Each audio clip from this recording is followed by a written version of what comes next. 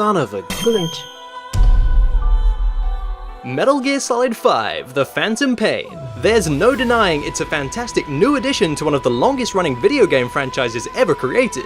But let's get real here, it's got a lot of hilarious glitches to show off. Not convinced? Well, here we go. For some reason, after choosing continue from the title screen, the game can sometimes spawn Snake underneath Mother Base. Now this is completely useless as all you're able to do is run around down here. I'm not really sure what causes this, but choosing restart mission should fix the problem. You know, Mother Base can be a really huge and confusing place. I'll just ask for some directions. Hey, do you, So all the female soldiers on my medical platform suddenly became male, and also their eyebrows became really heavy. Now just to clarify, this is what Grey Chameleon should look like. Yeah, not even close. And that's just weird. This glitch is triggered by changing the console's date to that of your birthday, which you're asked to set at the very beginning of the game. I don't know how this connects exactly, but that's what made all the female soldiers' faces do this. The glitch may only work on your birthday in that case, and it may also fix itself once you've seen the special birthday cutscene that plays on Mother Base. The reason I think that is because once I'd seen it, all the female soldiers' faces returned to normal. That's better. Although this is definitely one of the more humorous glitches in the game, it's a bit... No, kill it with fire. Let's go check out the animal conservation platform. Maybe something cool will be... Okay, where'd everything go? You're not going crazy, most of the geometry for this platform isn't there. And it's not just invisible, it's literally not there. Snake is able to fall through the floor and into the ocean below, which doesn't end well. No idea what causes this to happen, but it sure is weird. But hey, at least it's well lit. That's something. Still on the medical platform, there's a way to get out of bounds using Snake's ability to jump and hang onto railings, and it's really easy too. If you press up against the rail like this and then climb over the corner section, quickly let go of the rail and hopefully Snake will land inside a wall. Now just move further into the wall and you'll be out of bounds. And Snake's head will disappear. Whoops. If you drop to the lowest floor, you'll see how the game handles the rendering of both Snake and the geometry around him. In some cases, Snake's head and prosthetic arm will disappear, or Snake will vanish altogether. Sadly, there's not too much you can do with this glitch, but there's another area of the medical platform you can get out of bounds, which also uses a rail. Jump over the midpoint of this rail by the stairs and Snake will fall down and grab an invisible floor below. You can now shimmy along until Snake is out of bounds by going right through a wall. So now Snake is inside Mother Base, but not really. You can see one of the rooms in the lower parts of the platform, but aside from that, there's not much else you can do with this. In fact, trying to climb up through the floor will only end up one way, going down. If you're like me and enjoy taking your time during training, here's a glitch that creates a relaxed approach to the timer that starts once you begin a training side-op. Begin a training side-op as usual, but then just let the timer run down and stay close to where the trigger for the side-op usually appears. With less than a second left on the timer, quick dive onto the trigger and repeatedly press the button that starts the training once again. If you do this correctly, the timer will stay at 0 and then disappear, but the targets will remain. You can then attack these targets and they'll still count towards the objective. Now you can just take your sweet time, there's no rush. This is a really great glitch if you're no good at finding and taking out the targets in the allotted time but still want to be able to complete the side-ops. The timing for the quick dive can be a bit tricky, but dive with around 26 milliseconds left on the clock and you should get it. This is an obvious oversight in the game's programming as they never intended you to be on the trigger the second the side-op ends. Maybe we should grab some supplies before heading out on a mission. I'll just open my iDroid and have my supplies drop here, yeah. I guess now all we have to do is go pick them up. Ah, here they come. Useful supplies, oh baby. Well, that's not gonna work. For some reason, supply drops can do just that. Drop. Through the floor.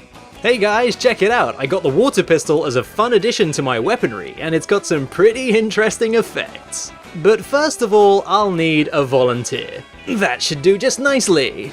Now I just shoot you in the face and stun soldier gets up, then stun soldier falls down.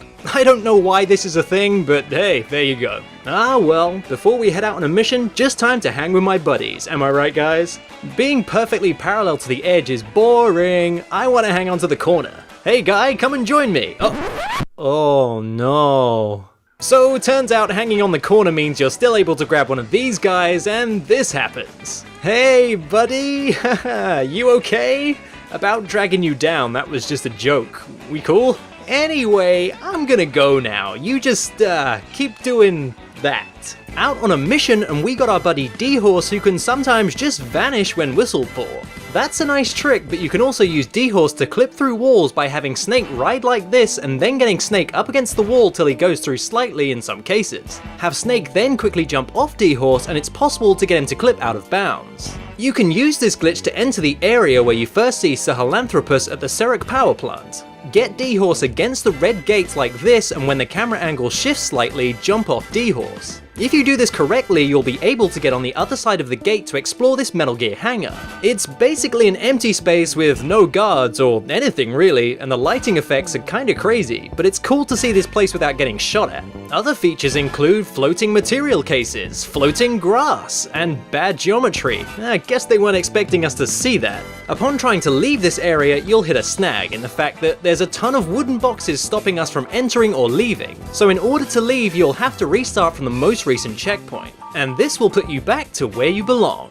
Back on the subject of D-Horse, when driving a truck, if you call D-Horse while the truck is moving, you get some pretty funny glitchy effects. Whistle D-Horse and then begin slowing down, and the speed you're going when D-Horse magically spawns will give you a different result. For instance, D-Horse could land on the back of the truck.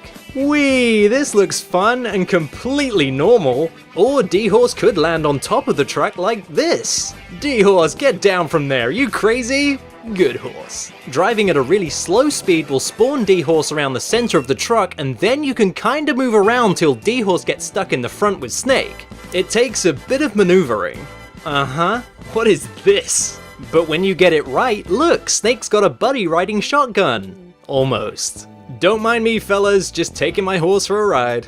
Another buddy you'll eventually be able to take with you on missions is Quiet. Just make sure you don't take her with you on missions 29 or 42, as players found that it can trigger a glitch that can potentially destroy your save file. Konami did issue a workaround saying you could still safely use Quiet during these missions if you use the butterfly emblem through the missions or avoid raising your bond level with Quiet to the max during the course of the mission. Since then, Konami have created update version 1.3 which fixes the glitch. But here's some things it didn't fix. Some of the physics with cars in the game are just plain weird. I drove a truck into the back of this car and, well, this explains itself.